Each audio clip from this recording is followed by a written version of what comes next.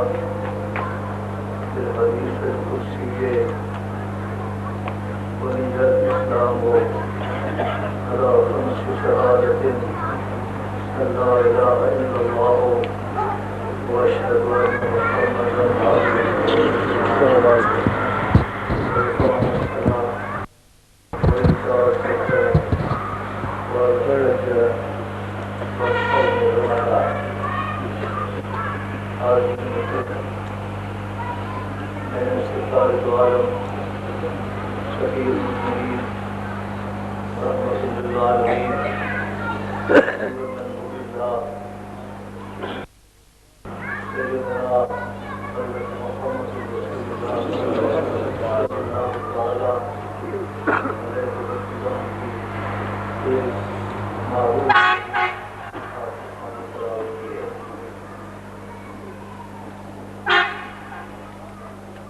جس حدیث کا عنوان مدرسہ ترجمہ یہ ہے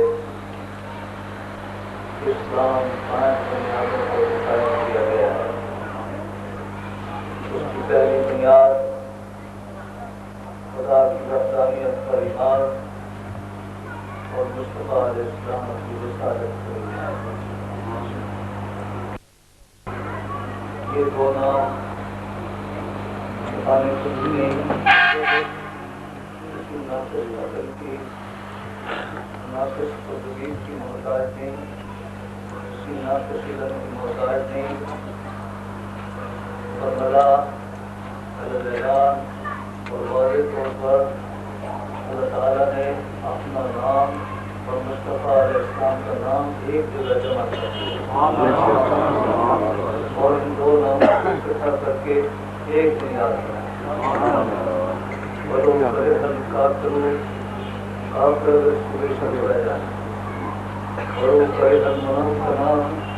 ان دونوں کو ملا کر احساس فخر قائم. اسی 4 احساس کے اللہ نے اپنا نام شامل نہیں کیا. لا الہ الا اللہ واشہد ان محمد رسول اللہ. یہ کیا ہوئی؟ ایک احساس کا فرق.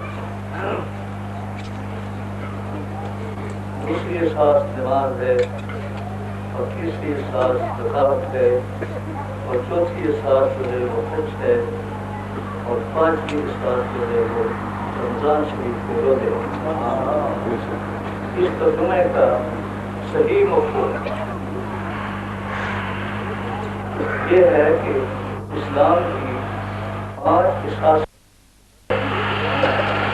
ترجمہ ہے اسلام کی 5 اساسی شہادتیں. بنی الاسلام علی 5 شہادتیں آیا ہے. اسلام کی 5 اساسی شہادتیں، اسلام کے 5 ستون، اسلام کے 5 اساسی ارکان، اسلام کی 5 بنیادیں. اگر ان میں سے ایک بنیاد بھی کمزور ہو جائے یا کوئی شخص انکار کر دے تو وہ سرے سے کافر ہو جاتا ہے اور اسلام کی پیغام کو نقصان پہنچتا ہے. خاص طور پر اس کی 2 بنیادیں ہیں. اساس اول توحید اور رسالت. عقیدہ اگر درمیان سے نکل جائے تو کوئی شخص سرے سے مسلمان ہی نہیں ہو سکتا. خاص ہے جس کو اسلام کا رکن اعظم کہا گیا ہے. خدا نخواستہ اگر یہ گر جائے تو حدیث قدسی کے نزدیک سارے کا سارا اسلام نظام سے گر جاتا ہے. حدیث میں ارشاد ہوا الصلاۃ عماد فمن مقامها فقد قام الدین ومن خدمها فقد خدم الدین. نماز دین کا ستون ہے. جس نے اس کو قائم کیا اس نے دین کو قائم کیا. جس نے اس کو گرا دیا اس نے ایوان اسلام کو گرا دیا. اسلام گر نہیں سکتا. اسلام تو ہمیشہ رہنے کی چیز ہے. یہاں تارک الصلاۃ کے جرم کو سامنے کیا گیا ہے. تارک الصلاۃ کا مجرم ہے گویا جتنا کہ عوام اسلام کو گرا دیا جائے اس کا جرم ہے. نماز کی اہمیت کا اندازہ لگائے. لیکن ایک بڑی مشکل کی چیز آپ کے سامنے آئے کہ مستقل کو نہ جاننے والے گستاخی کر رہے ہیں جس کا پورے قرآن میں کوئی جواب نہیں دے سکتا۔ ایک خاص نقطے کی بات یہ ہے کہ یہاں لفظ آیا ہے، یہ سوچنا ہے کہ شہادت کا مرکز کون ہے اور شہادت کا مسکن کیا ہے اور شہادت کا مرکز کیا ہے۔ آپ کو معلوم ہے کہ شہادت زبان سے لی جاتی ہے، کانوں سے نہیں لی جاتی، شہادت ہاتھ سے نہیں لی جاتی، شہادت کتاب سے نہیں لی جاتی، شہادت زبان سے لی جاتی۔ اس شہادت کا اس حدیث شریف میں ذکر آیا ہے، یہ مومن کی زبان ہے جس کے ساتھ شہادت کی جائے گی۔ اعتقادی طور پر اسلام کی 5 بنیادیں ہیں، اسی طور پر اس کی مثال مومن کی زبان ہے۔ اگر مومن کی زبان تو نماز روزہ حج زکات میں سوال ہی نہیں پیدا ہوئے۔ اللہ چاہتے ہیں کہ اہل ایمان گواہی دیں کہ اسلام کی 5 بنیادیں۔ کافر یہ گواہی نہیں دے سکتے، ان کی گواہی مسترد ہے اور کافر کی گواہی مسترد ہے۔ مومن کی گواہی ہے خدا وحدہ لا شریک ہے، مومن کی گواہی ہے نبی اکرم صلی اللہ علیہ وسلم نبی ہے، مومن کی گواہی ہے کہ اسلام کی 5 بنیادیں۔ اس سے بڑا عجیب مسئلہ ثابت ہوا کہ مومن کی زبان کا کتنا بڑا مرتبہ ہے۔ مومن جب بسم اللہ اللہ اکبر پڑھتا ہے، چھری پر تھوکتا ہے تو حرام جانور حلال ہو جائے۔ مومن کی تھوک میں تاثر ہے کہ موسیٰ علیہ السلام مردوں پر تھوکتے ہیں تو زندہ ہو جائے۔ یہ زبان مومن کی زبان کا مرتبہ اللہ نے بیان کیا۔ اسی مرتبے کے متعلق فرماتے ہیں، مولانا روم فرماتے ہیں کہ گفتہ ہو گفتہ اللہ ہوا گجن رکو میں عبداللہ ہوا۔ اللہ والوں کی زبان سے جو الفاظ نکلتے ہیں وہ نفسانی نہیں ہوتے، وہ شیطانی نہیں ہوتے، وہ بناوٹی عقل کے الفاظ نہیں ہوتے، بلکہ قرآن و حدیث کے الفاظ۔ گفتہ ہو گفتہ اللہ ہوا گجن رکو میں عبداللہ ہوا۔ حضرات آج کا موضوع رمضان شریف کی مناسبت کے طور پر میں نے نماز روزہ حج اور زکات رکھا ہے۔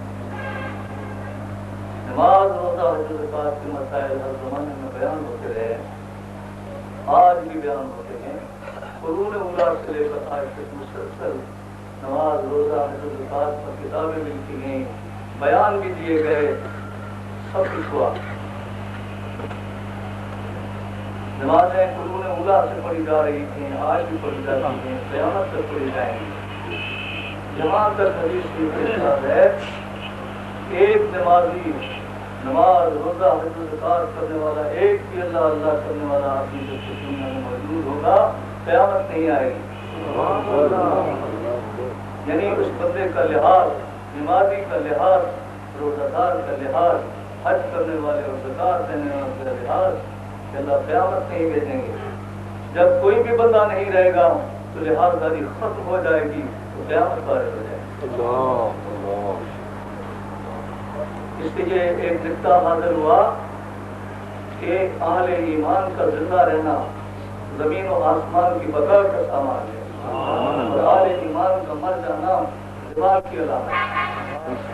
اگر اہل ایمان موجود رہیں گے تو زمین و آسمان کی بقا ہوگی۔ ہر دور میں نماز روزہ حج و زکات کرنے والے موجود رہے، اللہ کے ولی صدیق و صالحین موجود رہے، جس سے نظام کائنات درست رہا۔ آج بھی اگر نظام کائنات قائم ہے تو اس نمازیوں کے وجود پر، روزہ رکھنے والے کے وجود کرتا ہے۔ جب یہ لوگ نہیں رہیں گے تو نہ زمین رہے گا، نہ نظام کائنات رہے گا۔ غالباً علامہ اقبال نے انہی بندگان کی بندگی سے متاثر کر کہا تھا، تیرے آسمانوں کے تاروں کی خیر، زمینوں کے شب زندگاروں کی خیر۔ اے اللہ، آسمان کے ستاروں کی دعا کرتا ہوں، ان کی چمک سے بر و بحر کے مسافر رہنمائی حاصل کرتے ہیں، ان کے جاگنے سے، شب بیداری سے پہری مسافر فائدہ اٹھاتے ہیں۔ لیکن ان ستاروں کے علاوہ اس زمین پر بھی الہ العالمین کے ستارے رہتے ہیں، وہ تیرے ولی ہیں، وہ تیرے صدیق ہیں، وہ نماز کو جاننے والے، روزے کو جاننے والے، حج کو جاننے والے، وفات کو جاننے والے، اس کی روح کو جاننے والے لوگ یہاں رہتے ہیں اور رات کو جاگ کر ملت اسلامیہ کے لیے دعا کرتے ہیں۔ اسلامی صبح جو ہے وہ خیریت سے گزار کرتی ہے۔ اے اللہ، میں تیرے آسمان کے ستاروں کی خیر مانگتا ہوں، تو یہ رات کو جاگنے والے ولیوں کی خیر فرما جن کے پاس ہم زندہ ہے۔ رات کو جاگ کر دعائیں کرتے ہیں، اے اللہ ان کی خیر فرما۔ فرماتے ہیں میں ان کے وسیلے سے دعا کرتا ہوں، جگر بخش دے، میرا عشق میری نظر بخش دے، میری ناؤ گردہ سے پار کر سیار خدا مجھ کو اسرار مرگ و حیات کہ تیری نگاہوں میں ہے کائنات۔ میرے دیدہ دل کی بے خوابیاں، میرے دل کی پوشیدہ بیتابیاں، میرے نالے نیم شب کا نیاز، آرزوئیں میری، امیدیں میری، جستجو ہے میری فطرت آئی نئے روزگار، رضا لانے افکار کا مربدار۔ یہی کچھ صافی متاع فقیر، اسی سے فقیری میں فقیر، میرے قافلے میں بتا دے اسے، بتانے ٹھکانے لگا دے۔ یہ ساقی نامہ ہے، یہ 10 بڑی باتیں بعد میں ساقی نامہ میں لکھی ہے۔ ساقی نامہ اس بات سے لکھا گیا کہ اس میں ملت اسلامیہ کے عروج و زوال کی تصویر پیش کی گئی۔ آج کے مسلمان کا جمود، آج کے علماء کا جمود، آج کے مفکرین کا جمود اور مسلمانوں کی غلامی، اس کی تصویر کسی کی۔ آپ ملت اسلامیہ کی جمہور کو اس طرح نہیں مانتے بلکہ ذمہ داری لگاتے ہیں علماء کی اور اکابرین ملت کی ذمہ داری لگاتے ہیں۔ حکمرانوں کی ذمہ داری، مشائخ کی ذمہ داری، علماء کی ذمہ داری، مفکرین کی ذمہ داری۔ جب یہ سب لوگ فراموش کر بیٹھے تو وہ کہتا ہے حقیقت خرافات میں کھو گئی۔ خرافات کا ترجمہ یہ ہے کہ سچائیوں کے خلاف جھوٹ، حقیقت کے خلاف کذب اور غلطیوں کے خلاف ذلت آمیز الفاظ۔ یہ حقیقت خرافات میں کھو گئی، یہ امت روایات میں کھو گئی۔ مقصد یہ حقیقت کیا تھی؟ حقیقت خدا ہے، رسول ہے، اسلام حقیقت ہے اور مسلمان اس حقیقت کا ترجمہ کرنے کے لیے تھے۔ حقیقت یہ تھی کہ انبیاء، اولیاء، صلحاء، شہداء ان کی تقلید کی جاتی اور تاریخ میں ان کے جو واقعات ہیں ان کو قوم کے سامنے بیان کیا جاتا اور ان کے قصے دہرائے جاتے، ان کے تذکرے بھی کیے جاتے تاکہ ملت اسلامیہ میں شعور میں یہ سمجھ آ رہی کیا چیز بھول گئے ہیں، ہمیں کیا چیز ہے۔ ان کی تاریخ دہرانی چاہیے تھی لیکن بجائے ان کی تاریخ دہرانے کے انبیاء، اولیاء، صلحاء، شہداء کی تنقید کی گئی۔ یہ خرافات ترجمہ کرتا ہوں، اسلام جس حقیقت کو لے کر آیا تھا وہ عملی حقیقت تھی۔ رات اور دن کو عبادت کرنے والے، نماز روزہ حج و زکات دینے والے کبھی جھوٹ نہیں بولتے تھے، لیکن آج نماز پڑھنے والے بھی جھوٹ بول لیتے ہیں۔ جب ملت اسلامیہ دیکھتی ہے کہ نمازی، بڑے بڑے برگزیدہ نمازی جھوٹ بولتے ہیں ممبر رسول پر، تو ان کے دل سے نماز کی عظمت چلی جاتی۔ حقیقت یہ تھی کہ جو نمونے ہمارے اسلام کے سامنے بنائے گئے تھے وہ انبیاء، صدیقین، شہداء، صالحین کے نمونے، بجائے ان کو دہرانے کے ان کی تنقید کی گئی۔ یہ کہا گیا کہ یہ لوگ کچھ نہیں کرتے۔ توحید کی آڑ لے کر خدا کے مقبولوں سے جنگ کرنے والے لوگ آ گئے۔ جس طرح ایک گھر میں ڈاکر ڈالنے کے لیے بڑے گھر والے کو سامنے رکھ دیا جائے، گھر والوں کو مار دیا جائے، اس طرح خدا لم یزل کا نام سامنے رکھ کر انبیاء، اولیاء اور صدیقین کی توہین کی گئی۔ یہ خرافات ہے۔ فرمایا حقیقت خرافات میں ہو گئی، یہ امت روایات میں ہو گئی۔ رات کو حدیثیں جمع کرتے ہیں، انبیاء، اولیاء، صلحاء کے خلاف حدیثوں کی چیزیں تلاش کرتے ہیں۔ جن حدیثوں میں رسول کریم کے معجزے بیان کیے گئے، جن حدیثوں میں انبیاء، اولیاء، صلحاء، شہداء کی تعریف کی گئی، ان کو ہر طرح انہوں نے ضعیف قرار دینے کی کوشش کی۔ آج کل میں کتاب پڑھ رہا ہوں، ایک صاحب کی کتاب میں نام نہیں لیتا، 150 حدیثیں جو ضعیف کی ہیں وہ سب کبھی حدیث ہیں۔ صرف جو حدیثیں انبیاء، اولیاء کرتے ہیں ان کو ہر طور ضعیف قرار دیا جاتا ہے، اور جو حدیثیں ان کی تائید کرتی ہے چاہے وہ ضعیف ہے ان کو صحیح قرار دیا جاتا ہے۔ وہ کہتے ہیں روایت بیاں اس کا منطق سے سلجھا ہوا، لغت کے بکھیڑوں میں الجھا ہوا، وہ صوفی کے ساتھ خدمت حق میں مرد، محبت میں یکتا حمیت میں فرد، عجم کے خیالات میں کھو گیا یہ صالح مقامات میں کھو گیا۔ رات کے ڈھیر کی تشخیص واسطے دی کہ جس رات کے ڈھیر میں چنگاریاں موجود ہوتی ہیں اگر ان کو روز پھونکا جائے تو کبھی کچھ نہیں سکتی۔ ملت اسلامیہ کے ڈھیر میں جو ذرے چمکنے والے تھے ان کو پھونک مارنے والے رہنما خود کو خود جامد ہو گئے تھے۔ یہ خالی کا خالی ڈھیر رہ گیا۔ مجھے عشق کی آگ ہے، مسلمان ہی راک کا ڈھیر ہے، شراب کو ہم کو دلا سا کیا۔ اے اللہ موجودہ ساتھیوں کے شراب ناقص ہو گیا ہے، ہم پرانا شراب معرفت پینا چاہتے ہیں۔ جو نے کیا تھا جو فاروق نے کیا تھا،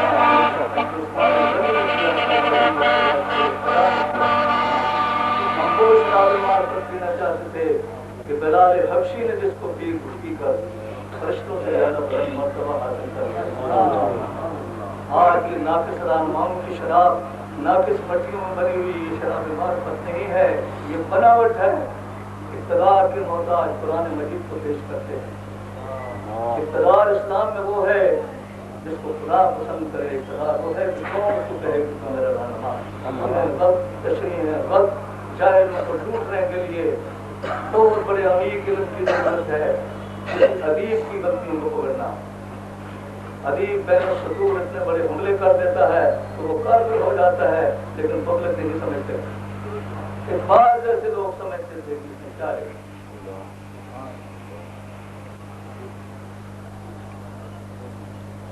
بڑی باریک ہے وائز کی چالیں، لرز جاتا ہے آواز اذان سے۔ اقبال کہتے ہیں کہ بہت باریک ہیں وائز کی چالیں، لرز جاتا ہے آواز اذان سے۔ یہ ساری چیزیں اقبال جیسے لوگ سمجھ سکتے ہیں۔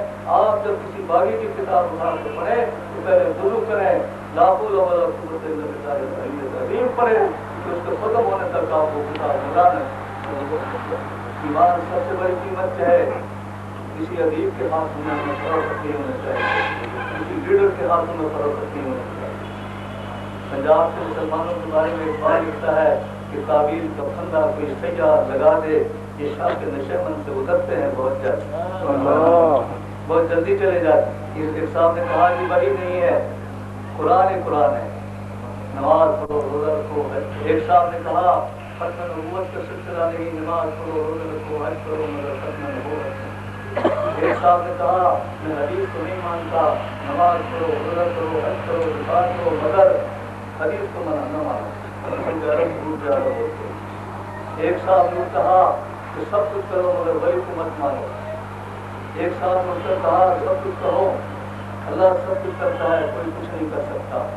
اللہ نے کہا میں نے سب کچھ نبیوں ولیوں صدیقوں کے لیے کیا ہے، لیکن ایک صاحب کہتا ہے کرے گا یہ کچھ نہیں۔ اگر بھائی اسلام یہی ہے تو عالم اصحاب سے ہم کیسے فائدہ اٹھائیں گے؟ سورج کی روشنی ہے، زمین کا چلتے ہیں یہ مخلوق ہے، جس پانی سے وضو کرتے ہیں وہ مخلوق، جس مسئلے پر نماز کرتے ہیں وہ مخلوق، جس کعبے کی طرف سجدہ کرتے ہیں وہ مخلوق، جس زبان سے ہم بیان کرتے ہیں وہ مخلوق، تو کس طرف سے مالک کے پاس جائیں گے؟ پانی بھی مخلوق، مسلح بھی مخلوق، کعبہ بھی مخلوق، زبان بھی مخلوق، ذہن بھی مخلوق، دل بھی مخلوق، امام صاحب بھی مخلوق۔ تو میں پوچھتا ہوں کس طرف سے جاؤ؟ میرے خدا نے کہا جس چیز کو میں نے پیدا کیا ہے، جو چیزیں اس میں نے ڈالی ہے ان سے پورا پورا فائدہ اٹھاؤ۔ خبردار یہ کہو کہ یہ کچھ بھی نہیں کر سکتے، یا اس سے فائدہ لینے کے بعد یہ کہا کہ میں اس کو نہیں مانتا۔ ماں کا دودھ کیا 2.5 سال، کہا میں خدا کے سامنے تجھے کوئی حیثیت نہیں دیتی، میرا خدا ماں کو ماں کہو، خدا خدا دودھ پیدا کر سکتا ہے، دودھ پلاتا نہیں، خدا ماں پیدا کر سکتا ہے مگر ماں نہیں بن سکتا، خدا رسول بھیج سکتا ہے مگر خود رسول نہیں، خدا ولی بھیجے گا مگر خود ولی نہیں ہوگا۔ پہلے کوئی فلسفہ موجود نہیں تھا. شدہ ہم کہیں سنتے تھے کہ حضور نور نہیں ہے. پچھلی کتابوں میں سے چند گستاخوں کی کتاب لکھی ہے. قرآن مجید میں حدیث کی حضور کو نور کہا گیا ہے. اب عقل ہماری ناقص ہے. خدا نے کہا ان کے مرنے کے بعد زندہ ہو جاؤ گے، عقل نہیں مانتی. خدا نے کہا قیامت ہوگی، عقل نہیں مانتی. خدا نے کہا نبی کو میں نے مہاراج کیا، عقل نہیں مانتی. تمہاری عقل کون ہوتی ہے؟ اللہ نے ایک فیصلہ کر دیا. انہوں نے کہا حضور نور نہیں ہے، باقی فرشتے نور ہو سکتے ہیں، چاند اور سورج نور ہو سکتے ہیں، مگر حضور نور نہیں. حالانکہ حدیث انہوں نے پڑھی ہے، شاہ ستر کی حدیث ہے کہ حضور کے نور سے ساری مخلوقات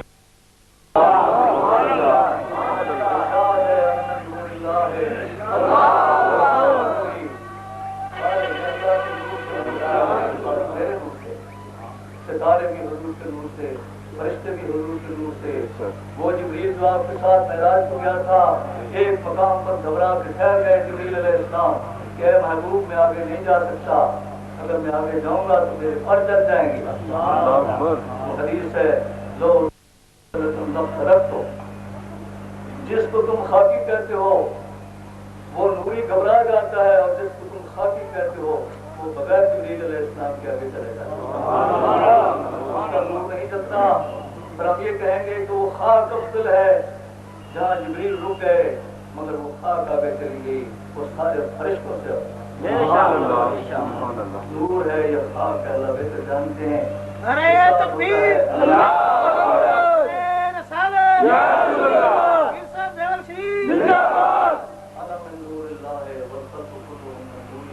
محمد دریا ہے، دو عالم اس کی موجیں ہیں. ہوگا محمد سے عبادت ہے، کوئی رب اس کی کیا جانے. شریعت میں تو بندہ ہے، حقیقت میں خدا. اللہ کی نماز کون لایا؟ کون نماز لایا؟ حضور تھا. اللہ نے جب نمازیں بھیجنی چاہیں تو معراج کو بلایا. ضرور معراج کے لیے تشریف لے گئے تو اپنی امت کے لیے عرض کی کہ میری امت کی معراج میں اللہ نے نماز بھیجی کہ صلاۃ معراج المومنین.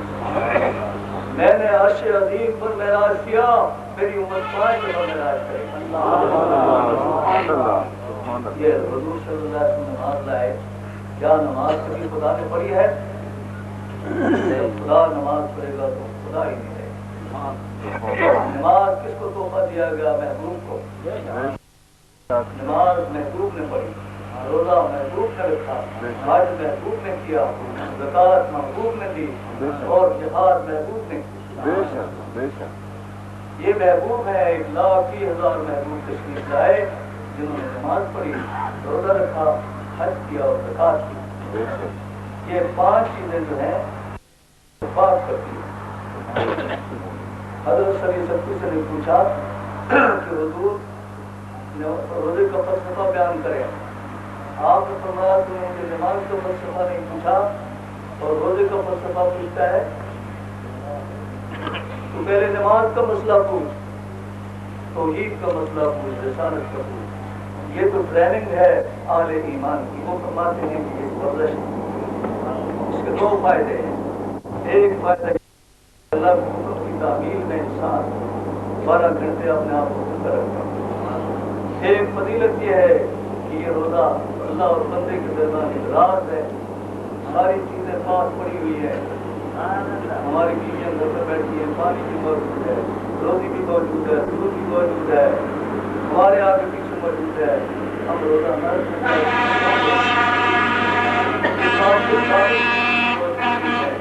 صبح صادق سے لے کر غروب الشمس تک اپنے آپ کو کھانے پینے سے محفوظ رکھنا. یہ ہوتا ہے ہے. آپ فرماتے ہیں کہ سال کے بعد اہل نماز کی یہ ٹریننگ ہے، اہل نماز کی یہ ورزش ہے. اللہ تعالیٰ کے سامنے سے شروع ہوتا ہے. دوسرا آپ نے فرمایا کہ روزے کی فضیلت جنگ و جدال کے زمانے میں پوچھو. جب 3-4 میل دوڑنے کے بعد ہر سپاہی تھک جاتا ہے، گھروں والے لوگ بیوی بچوں کو لے کر بھاگنا شروع ہو جاتے ہیں، سامنے جنگل آ گئے، پہاڑ آ گئے، ریگستان آ گئے، ایک نوجوان ماں کو بھی لے کر بھاگ رہا ہے، بیوی بچوں کو بھی، لیکن 12 گھنٹے روزہ نہیں بھی رکھ سکتا، وہ ماں کو بھی نہیں اٹھا سکے گا، وہ بہن کو بھی نہیں دے سکے گا، وہ دشمن کے سامنے لیٹ جائے گا، بیمار ہو تھکا مانگا ہارا ہوا انسان مایوس ہو کر لیٹ جائے گا، لیکن اس کو 12 گھنٹے ورزش کی ہے وہ انشاءاللہ ماں کو بھی لے کر بھاگ جائے گا، اس کو 2 گھنٹے مل جائیں گے تو سارے خاندان کو لے کر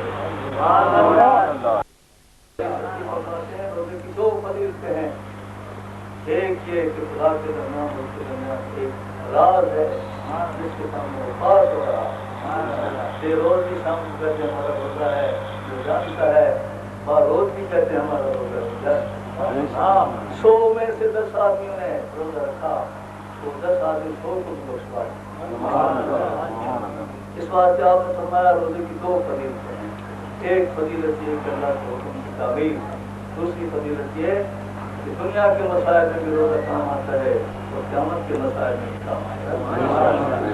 آپ نے فرمایا نماز وہ ہے جو بے حیائی اور بری باتوں سے روکتی ہے، اگر نمازی نماز کرنے کے بعد جھوٹا بولا جائے، غیبت کرتے ہوئے بولا جائے تو صاف کہہ دو کہ فریاداری کی نماز پڑھو، اگر سچی نماز پڑھتا کبھی جھوٹ نہ ہو۔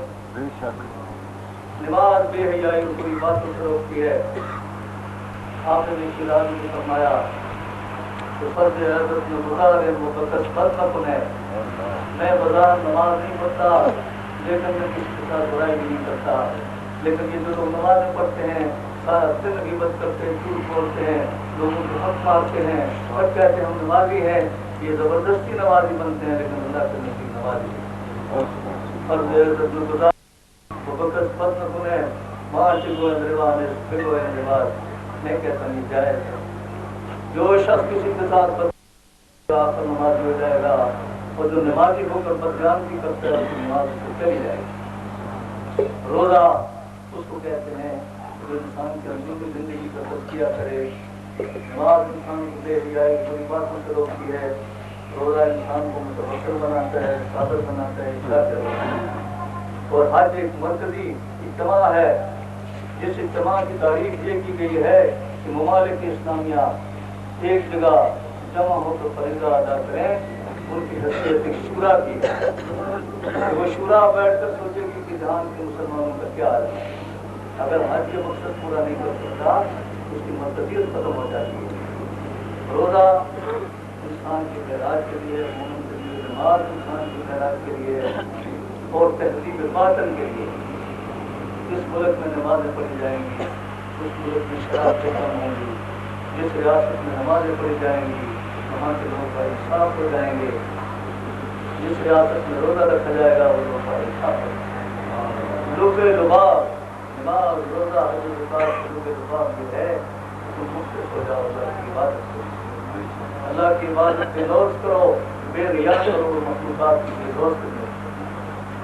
ان 5 چیزوں کا مقصد وحید اللہ کی عبادت اور بنی ہوئی خدمت۔ یہ قدر ممکن نہیں ہے کہ یہ 5 چیزوں کی آدمی اور اس کی برائیوں میں سرد ہو جائے، کبھی سرد ہوتی ہیں۔ وہ نماز آج ملک کو ضرورت ہے، اس روزے کی ہمارے ملک کو ضرورت ہے، اس حج کی ضرورت ہے، اس زکات کی ضرورت ہے۔ میں اپنے مریضوں کو یہ پیغام دیتا ہوں کہ جب وہ نماز پڑھیں اللہ تعالیٰ کے حضور میں بے لوگ بے ریا ہونے کی کوشش۔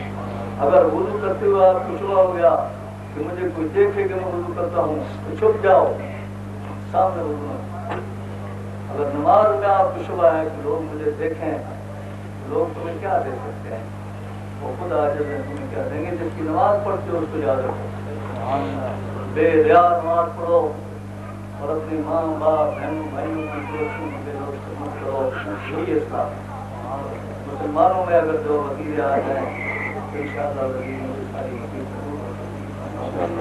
میں محمود علی صاحب کا، وزیر صاحب کا، وزیر صاحب کا مشہور ہوں کہ انہوں نے فقیروں کی اجلاس میں شرکت کی ہے۔ ہم نویشوں کی دعا کے لیے آئے ہیں، میں دعا کرتا ہوں کہ یہ لوگ دین اسلام کی صحیح خدمت کریں۔ آمین۔